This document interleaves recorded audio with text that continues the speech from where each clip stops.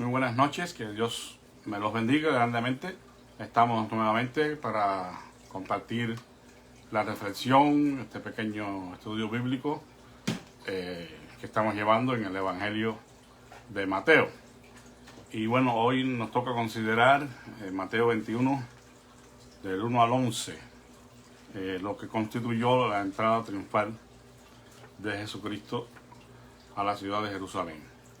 Vamos a escuchar un hermoso himno que habla también de una entrada, la entrada que hiciera el Señor en nuestras vidas cuando vino a nuestros corazones.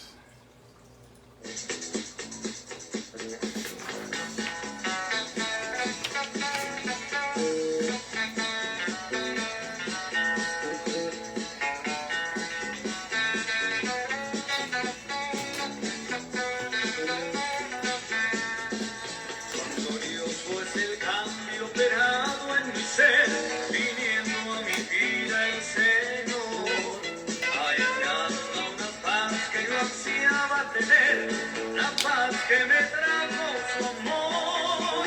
Él vino a mi corazón, Él vino a mi corazón. Soy feliz con la vida que Cristo me dio cuando Él vino a mi corazón.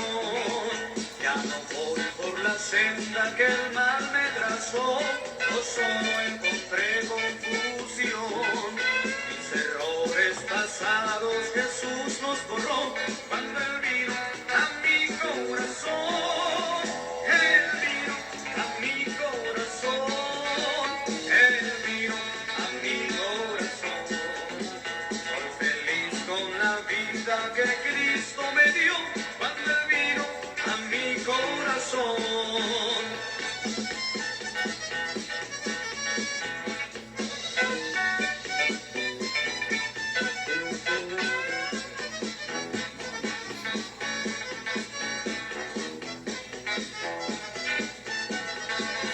Una sombra de luz descubrece su amor, amor que me trajo el perdón.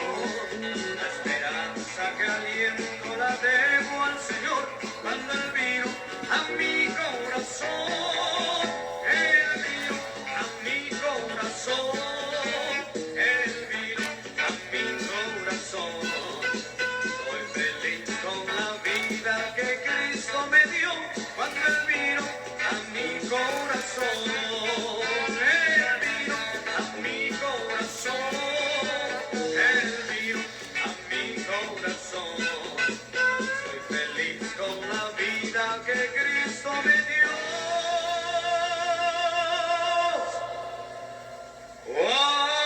cuando Él vino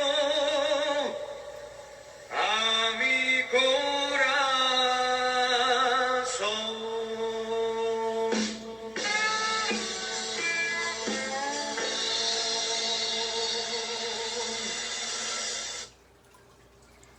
Amén. Gloria a Dios. Él vino a mi corazón. Bueno, como les decía, vamos a meditar un poquito en Mateo 21, del 1 al 11, donde encontramos la entrada mesiánica de Jesús a la ciudad de Jerusalén, lo que más se conoce como la entrada triunfal. Pero realmente lo que estaba haciendo el Señor Jesús allí era una entrada mesiánica. Y vamos a leer la palabra del Señor. Cuando se acercaron a Jerusalén y vinieron a Betfagé, al monte de los olivos, Jesús envió 2 discípulos diciéndoles: Id a la aldea que está enfrente de vosotros, y luego hallaréis un asna atada y un pollino con ella. Desatadlos y traédmelos. Y si alguien os dice algo, decid: el Señor los necesita, y luego los enviará. Todo esto aconteció para que se cumpliese lo dicho por medio del profeta cuando dijo: Decid a la hija de Sión: he aquí que tu rey viene a ti, apacible y sentado sobre un asna, sobre un pollino, hijo del animal de yugo. Y los discípulos fueron e hicieron tal como Jesús les mandó. Y trajeron el asna y el pollino y pusieron sobre ellos sus mantos, y él se sentó encima. Y la multitud, que era muy numerosa, extendió sus manos en el camino, y otros cortaban ramas de los árboles y las extendían en el camino. Y la gente, la que iba delante y la que iba detrás, gritaba diciendo: Hosanna, el Hijo de David, bendito el que viene en el nombre del Señor, Hosanna en las alturas. Cuando entró él en Jerusalén, toda la ciudad se conmovió diciendo: ¿quién es este? Y la gente decía: este es Jesús, el profeta de Nazaret de Galilea. Vamos a orar. Gracias te damos, Padre, por tu palabra en esta noche. Rogamos que tú la hagas bendita en nuestros corazones y seamos todos edificados con ella. En el nombre de Jesús te lo suplicamos. Amén. Bien, pues será breve la meditación esta noche. Solamente quiero llamar la atención pues al significado, ¿verdad?, que tenía esta entrada triunfal o mesiánica del Señor Jesús en la ciudad de Jerusalén, bíblicamente hablando. ¿Qué es lo que esto significa para cada uno de nosotros?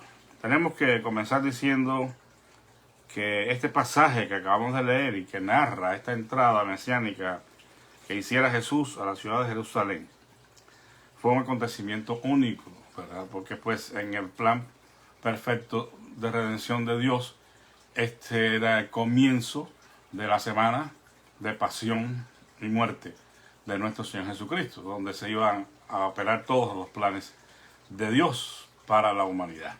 Pues lo que este acontecimiento estaba marcando ese momento en que se comenzaba a hacer realidad la redención de la humanidad. Jesús iba camino al Calvario. Hay algunas otras cosas que algunas personas añaden con relación a esta entrada triunfal de Jerusalén, de que si en este momento se comienzan a contar la última semana de las 70 de Daniel. Esas son otras cosas que yo no voy a entrar ahí. Simplemente lo que realmente es importante para nosotros aquí es que Jesús estaba entrando a la ciudad con el propósito de cumplir con la voluntad del Padre, que era morir en la cruz del Calvario. Ahora, aquí, antes que él entrara a la ciudad, se encuentra, como dice aquí la escritura, en Betfagé, que era una aldea cercana a Jerusalén, en el camino de Betania. Dice la Biblia, en el Monte de los Olivos, un cerro al este de Jerusalén. Allí es donde se estaban dando estos acontecimientos. Estaban a una distancia de 1 kilómetro aproximadamente de la ciudad de Jerusalén.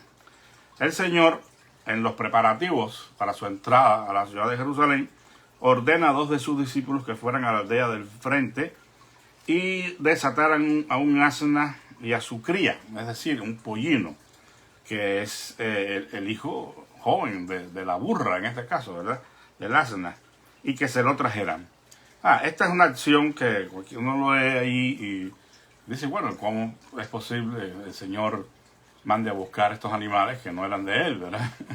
Y en aquel tiempo sabemos que el asna, el burro, era algo muy preciado, lo servía como medio de transporte, ¿no? Lo que podemos pensar aquí es que Jesús probablemente conocía al dueño de estos animales.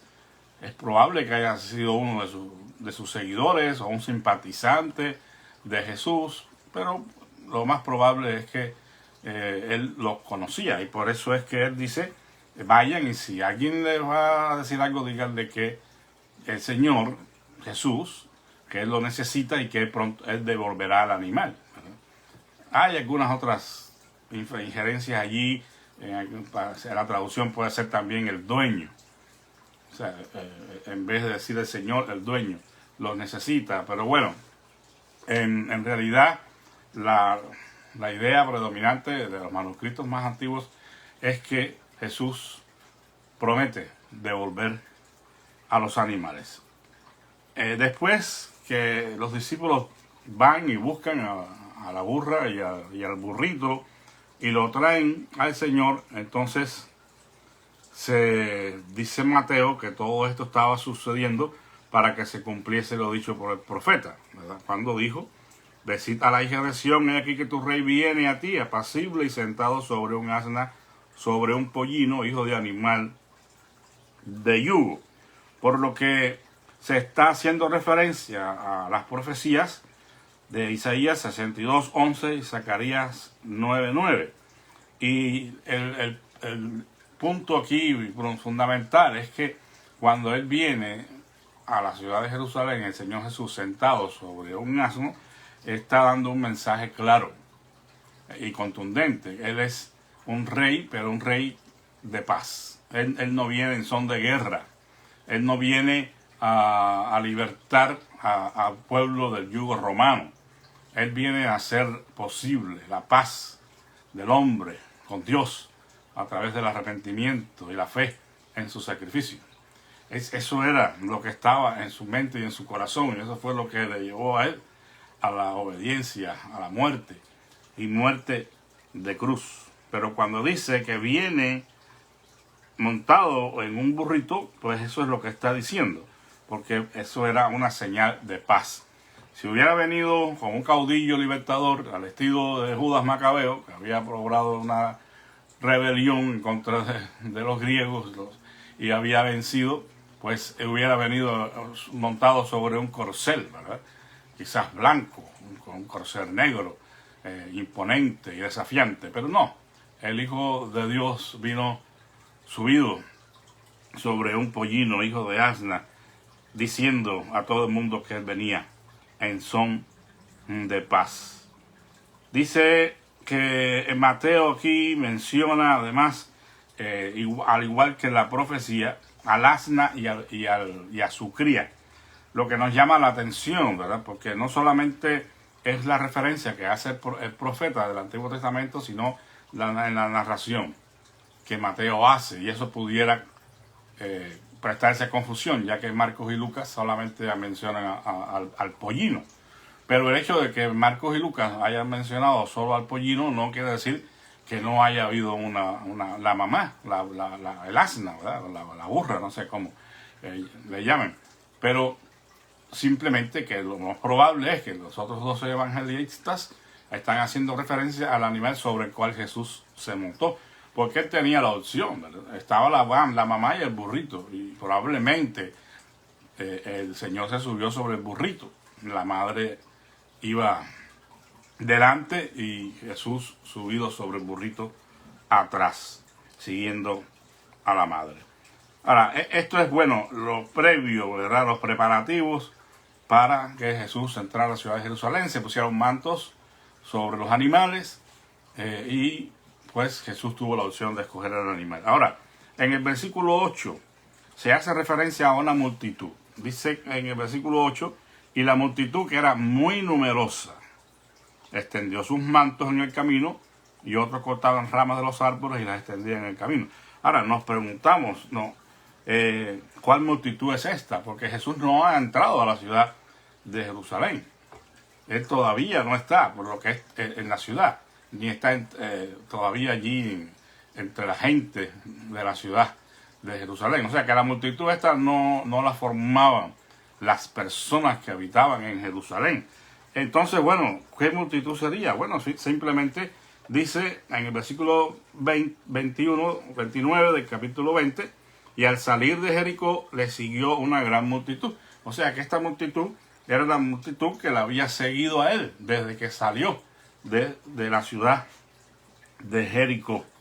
Y entonces, bueno, pues ahí podemos ver que se está formando una procesión real, ¿verdad? Al estilo de la realeza, cuando se hacía la coronación de un rey, que se ponían los mantos para que el rey no pisara la tierra y así llegara al trono. Bueno, en este caso, pues en cierta forma se está reconociendo a Jesús como el rey, como el Mesías de Dios, a pesar de que quizás todavía en la mente de algunos no haya habido un conflicto al verlo entrar sobre un pollino. Quizás, bueno, ese detalle lo confundió un poco, pero en definitiva lo estaban aclamando como el rey, como el Mesías. de Israel. Se forma esta procesión real y con todos estos gestos de reverencia, poniéndole ramas, otros mantos. Ahora, esto es interesante porque anteriormente Jesús había evitado firmemente tales demostraciones. O sea, que lo vemos una y otra vez actuando en su ministerio público y rechazando cualquier tipo de reconocimiento como Mesías. Él evitó eso, porque simplemente no era el tiempo.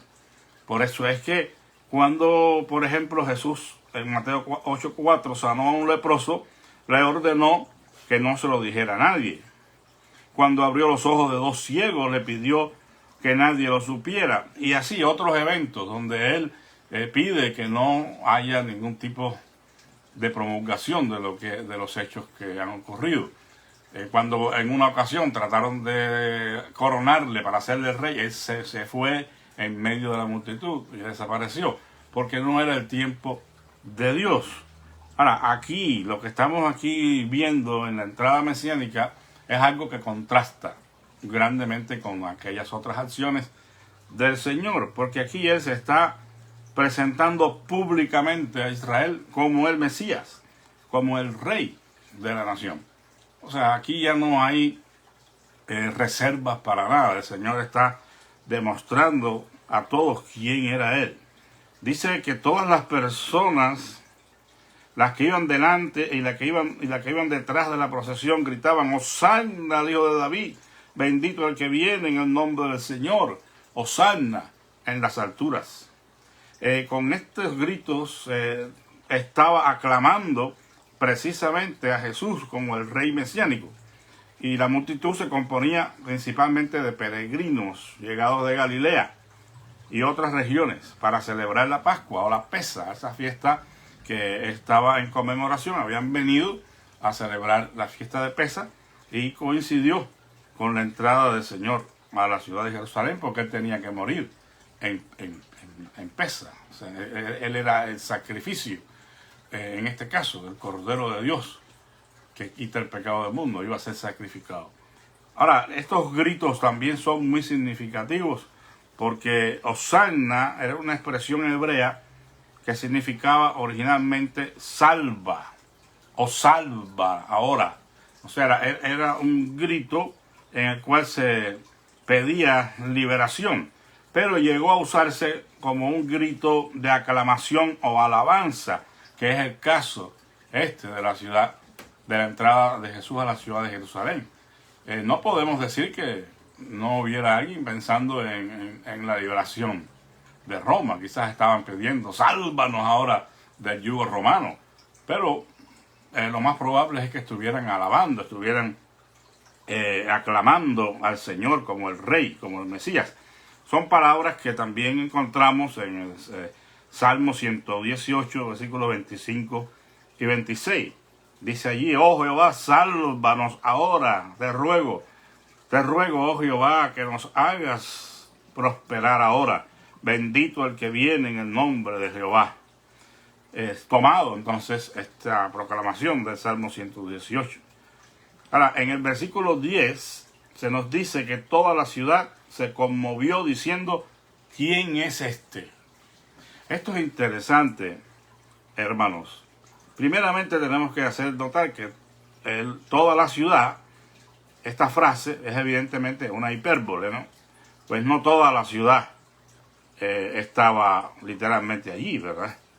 Simplemente que las personas que estaban allí y estaban observando el acontecimiento, pues dice la Escritura que se conmovió y dijeron unos a otros, quizás preguntándose: ¿y quién es este? ¿No? ¿Quién es este que está entrando a la ciudad y lo están aclamando, ¿no? Otra cosa importante aquí, yo diría que es lo más importante, es que no podíamos decir que se conmovieron como quizás nosotros cuando leemos la palabra y vemos esta palabra allí, leemos y se conmovieron, quizás pensamos en la conmoción, en conmovernos en el sentido de ponernos o identificarnos emocionalmente con aquella persona y su obra, y entonces somos tocados en las fibras más profundas de nuestro ser y nos conmovemos, ¿no? Nuestro corazón, pues no tiene que ver con eso necesariamente, porque es interesante que la misma palabra que se usa aquí, pues se utiliza en 2:3 del Evangelio de Mateo, cuando se hace referencia a la reacción de Herodes ante los magos que inquirían por el nacimiento del rey de Israel. Dice allí que cuando Herodes recibió a estos magos, a estos sabios, y le preguntaron acerca del rey de Israel que había de nacer y todo eso, dice que Herodes se turbó. O sea, se turbó, se conmovió. En este caso es la misma palabra y está más cerca de una preocupación por aquel rey que estaba amenazando con quitarle a él el poder.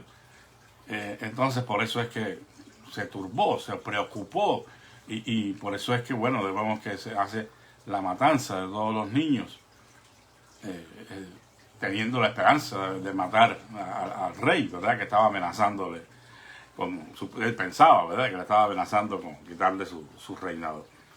En este caso, pues esta multitud no podría estar tan identificada con el Señor y la obra que él venía a realizar, cuando primeramente dice, ¿quién es este? ¿Verdad? Ellos no estaban seguros de la identidad de Jesús, ni de la obra que él venía a hacer, ni nada de eso. Simplemente fue un alboroto del momento, y quizás algunos se turbaron, se preocuparon, de cierta manera se quedaron curiosos, ¿verdad? Porque no puede ser de otra forma cuando quizás muchos de estos que estaban allí gritando Hosanna, una semana después, unos días después, estaban gritando crucifícale, crucifícale. Entonces, no había un sentir profundo, verdadero, una experiencia en estas personas, un convencimiento en cuanto a la obra de Dios.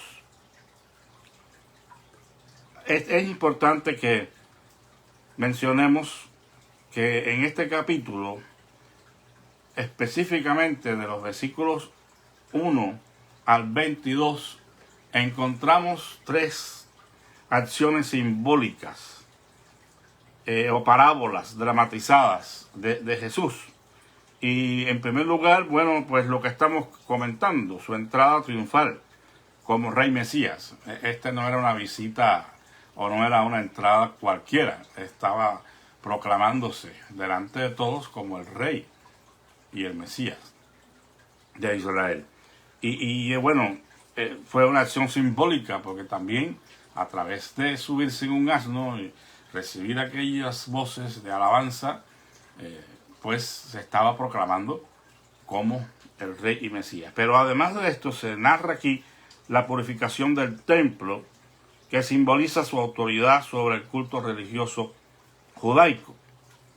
O sea que el Señor, bueno, aquí está, no lo podemos leer porque se nos daría mucho tiempo, pero en los versículos del 12 al 17 encontramos este acontecimiento. Y todos saben que cuando Él viene y ve todo lo que estaba sucediendo en la casa del Señor, en los atrios, toda aquella venta y compra y todo, pues Él se enoja, ¿verdad? Y toma el látigo, vira las mesas y dice, mi casa de oración será llamada, y ustedes la han hecho cueva de ladrones. Entonces la purificación del templo es el otro acto simbólico, porque está representando, ¿no?, la autoridad que tenía el Señor Jesús aún sobre el culto religioso judaico. Y el otro acto es la maldición de la higuera, que probablemente representa el juicio divino sobre los dirigentes de Israel, que no habían aceptado la misión de Jesús, en los versículos 18 al 22. De esto estaremos hablando posteriormente. Es bien interesante este asunto de la maldición de la higuera. Pero bueno, por hoy solamente lo vamos a mencionar como uno de estas acciones simbólicas, y que probablemente significaba el juicio divino sobre los dirigentes de Israel. por no haber reconocido en Jesús al Mesías. Estas acciones simbólicas no son algo que Jesús inventó, ¿verdad? Y que puso por innovación en ese momento, sino que hay un trasfondo en el Antiguo Testamento. Los profetas eran usados por Dios en este sentido, y Dios les mandaba, les ordenaba para que hicieran cosas simbólicas, hicieran algo que representaran la acción que Dios iba a tomar. Por ejemplo, en Isaías 8, del 1 al 4, Dios ordena al profeta escribir sobre una tabla grande. Y bueno, allí pues era el nombre del Hijo. Pero la intención del Señor era que todo el pueblo pudiera leer en la tabla lo que Él iba a decir. Y bueno, esa era fue una acción simbólica. También podemos mencionar el ejemplo de Jeremías, capítulo 13, versículos del 1 al 11, donde se narra el acontecimiento del cinto podrido, que el Señor le dice que se compra un cinto, después lo manda a enterrar, y a los días le dice, ve y búscalo, y el cinto estaba ya descompuesto. Y entonces así descompondré yo a los que están desobedeciendo mis mandamientos. Bueno, estas acciones simbólicas daban un mensaje vívido, físico, que la gente pudiera ver, además de lo que Dios hablaba. Entonces, en este caso, pues estas acciones que Jesús ejecuta aquí también tienen un mensaje y un símbolo para nosotros. Para terminar, y mencionando quizás o haciendo una aplicación de estas tres cosas rápidamente, vamos a dejar lo que es la entrada triunfal para lo último.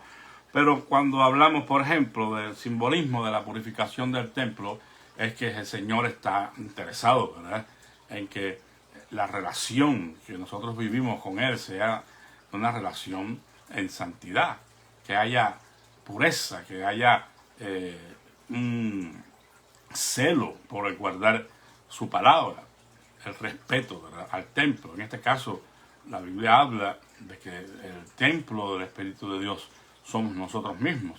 Entonces, si un templo que los hombres construyeron y que era dedicado a la adoración de Dios era tan importante para el Señor, cuanto más el templo de nuestro cuerpo, donde habita Él, en la persona de su Espíritu Santo. Por eso es que debemos buscar la purificación de nuestros corazones.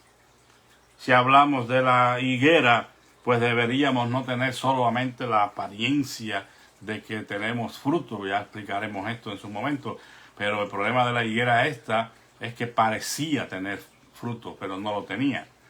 Entonces, no podemos dar una apariencia de algo que no somos o no tenemos. El Señor quiere que andemos en la verdad. Y bueno, la entrada triunfal a Jerusalén, en este caso pensando en el simbolismo profético de este evento y aplicándolo a nuestras vidas en esta noche, quizás pudiéramos preguntarnos, ¿ha entrado Jesús en nuestros corazones? ¿Es Él el Rey y Señor de nuestras vidas? ¿Podemos decir algo más de la identidad de Jesús de lo que dijeron aquella gente? Ellos dijeron, este es el profeta de Nazaret de Galilea. ¿Es Jesús algo más que eso para nosotros? Él fue profeta, sacerdote y rey. Él es la imagen del Dios invisible, el primogénito de toda creación. Él es el Salvador. Él es el Señor. Y para que Él sea todo eso en nosotros, depende mucho de nuestra decisión. Mi deseo, amados hermanos, es que todos los que están escuchando hayan permitido a Jesús entrar triunfalmente en sus corazones y que estén viviendo para la gloria y alabanza del Dios eterno. Eso es lo que anhelo para todos ustedes, incluyéndome a mí, que Él viva en nuestros corazones, que Él reine en nuestros corazones, que Él sea para nosotros todo, que Él haya conquistado cada aspecto de nuestra vida y nosotros solamente seamos sus siervos, aquellos que le servimos con todo nuestro corazón. Que Dios les bendiga y recuerden, deje que Él entre a su corazón y que lo haga triunfalmente. Que Dios les bendiga. Vamos a orar. Gracias te damos, Padre, por la meditación de tu palabra en esta noche. Gracias por este acontecimiento que fue vital, fue decisivo para la historia de nuestra salvación. Gracias porque Jesús cumplió. Él vino a hacer la voluntad tuya y se mantuvo firme y fiel hasta el último momento. Y por eso hoy, Señor, está a la diestra tuya y un día regresará a este mundo y tú exaltarás su nombre sobre todo nombre. Y harás que toda rodilla se doble y confiese que Él es el Señor y Rey, porque así tú lo has hecho, Padre. Señor, ayúdanos a permanecer fieles a ti y perdónanos cuando te fallamos, pecamos contra ti. Ten misericordia, Señor. En esta noche quiero recordarte cada una de las peticiones de mis hermanos, que tú les bendiga grandemente, Padre, y les ayudes para sobrellevar sus cargas. Dales de tu gracia, de tu fuerza, Señor, que la fe no falte, Señor, que se afirmen en tu palabra y en tus promesas. Te bendecimos y te adoramos, Señor. Pedimos tu bendición para todos en esta noche, en el nombre y por los méritos de Jesucristo. Amén. Bueno, pues fue un placer estar con ustedes. Espero que la palabra de Dios le haya sido de bendición. Y bueno, quiero que sigan estos estudios. Estamos ya casi terminando el Evangelio y vienen temas bien interesantes que esperamos con la ayuda del Señor poder desarrollar lo mejor posible para todos ustedes. Muy buenas noches y que la paz de nuestro Señor Jesucristo sea con todos. Amén.